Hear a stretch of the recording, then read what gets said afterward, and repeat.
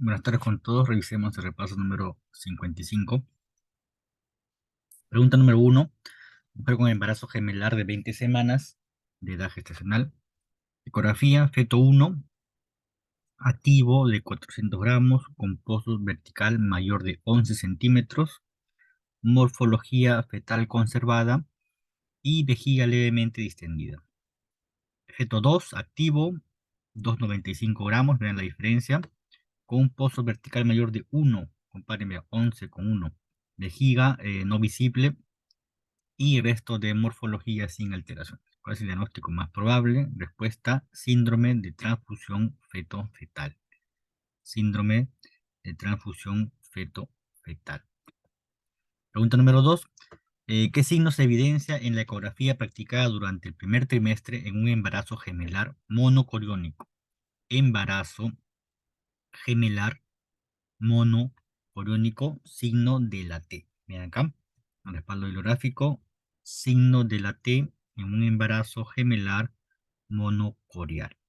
Acá lo mismo, en la imagen del medio, signo de la T, embarazo gemelar monocorial, monocoriónico. Pregunta 3. Gestante a término sin factores de riesgo en fase activa de trabajo de parto.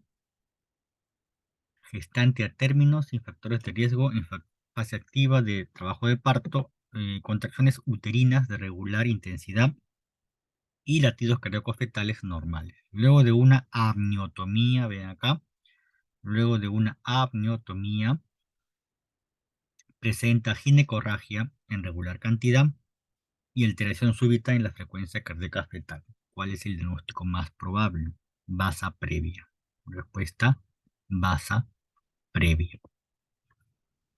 Ven acá, trayecto de vasos sanguíneos fetales que pasan a través de las membranas fetales sin protección de la placenta o del cordón umbilical. Repito, basa previa, trayecto de vasos sanguíneos fetales que pasan a través de las membranas fetales sin protección de la placenta o del cordón umbilical. La clínica se presenta con la amnorexis, como teníamos el antecedente. En el caso clínico preguntado, hemorragia de origen fetal, indolora y sufrimiento fetal. Muerte fetal en el 60% de los casos. Factores de riesgo, gestación múltiple, una sola arteria umbilical, placenta previa. Complicación, exsanguíneo fetal. Pregunta 4. ¿Cuál es el hallazgo ecográfico que puede predecir el acretismo placentario? Hallazgo ecográfico que puede predecir el acretismo placentario. Un saco gestacional implantado en el segmento uterino inferior en el primer trimestre. Saco gestacional implantado en el segmento uterino inferior en el primer trimestre. Pregunta del examen de residentado médico 2017. Pregunta 5. Gestante 36 semanas, ingresa por dolor abdominal tipo contracción uterina sin otros síntomas. Presión arterial 140-90 milímetros de mercurio. Dolor a la palpación del útero con tono incrementado. Palabra clave, tono incrementado y persistente. Tono incrementado y persistente. Latidos cardíacos fetales 108, vean por debajo del rango normal. Recordar de 110 a 160. Tracto vaginal, cervix reblandecido, sin ginecorragia. ¿Cuál es el diagnóstico más probable? DPP, desprendimiento prematuro de placenta. Gestante de 36 semanas, ingresa por dolor abdominal, tipo contracción uterina, tono incrementado, persistente, desprendimiento prematuro de placenta. Acá tenemos la clasificación leve, moderado y severo. Leve, metrorragia escasa, desprendimiento placentario menos 25%, moderado entre 25 y 50%, y el grave, desprendimiento mayor al 50%, cursa con hemorragia importante, hipertonía, ¿no? Lo que es el problema, tono incrementado, hipertonía, puede haber shock hipovolémico, trastorno de coagulación, complicaciones maternas graves y muerte fetal incluso. Pregunta 6. Mujer de 37 años, acude por tumoración mamaria de 3 centímetros de diámetro, poco móvil y de consistencia aumentada, no adherida a planos profundos. ¿Cuál es el hallazgo ecográfico que sugiere un nódulo mamario probablemente benigno? ¿Cuál es el hallazgo ecográfico que sugiere un nódulo mamario probablemente benigno más ancho que alto? Más ancho que alto. Pregunta 7. Respecto al uso de la lactancia materna exclusiva como método para la planificación familiar, ¿cuál es la alternativa correcta? Disminuye la secreción de GnRH del hipotálamo. Disminuye la secreción de GnRH del hipotálamo. Pregunta 8. Mujer de 34 años con hijo de 10 años nacido por cesárea. Dato importante, cesárea.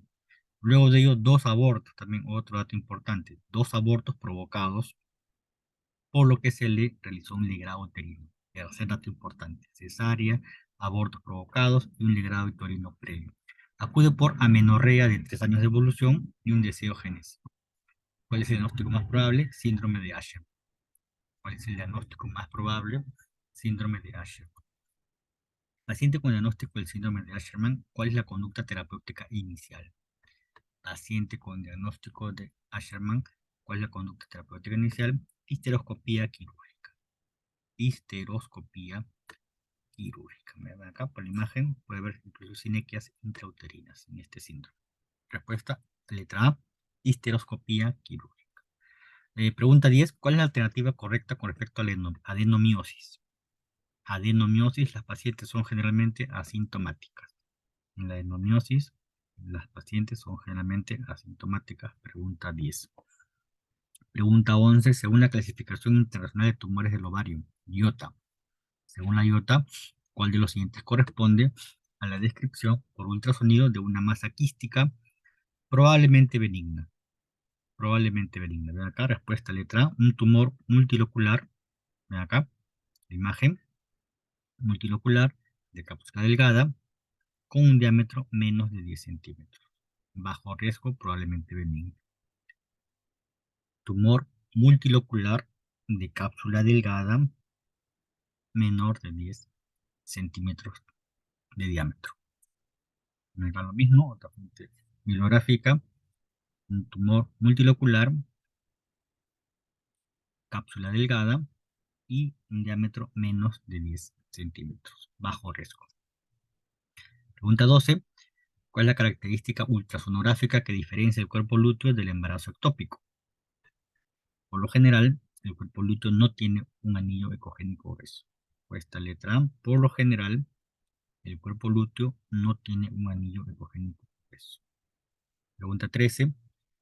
¿Cuál es el tipo más común de degeneración de los miomas en el embarazo? Carnosa. Esta letra A, carnosa. Y para culminar, pregunta 14. Una multigesta de 33 semanas acude por edema generalizado. Presión arterial inicial 120/80. Se hospitaliza para estudio. A las 48 horas cursa con escotomas, alteraciones visuales.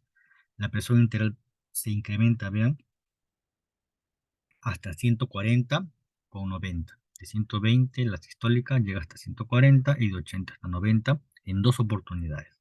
Al examen, útero sin contracciones y latidos cardíacos fetales conservados.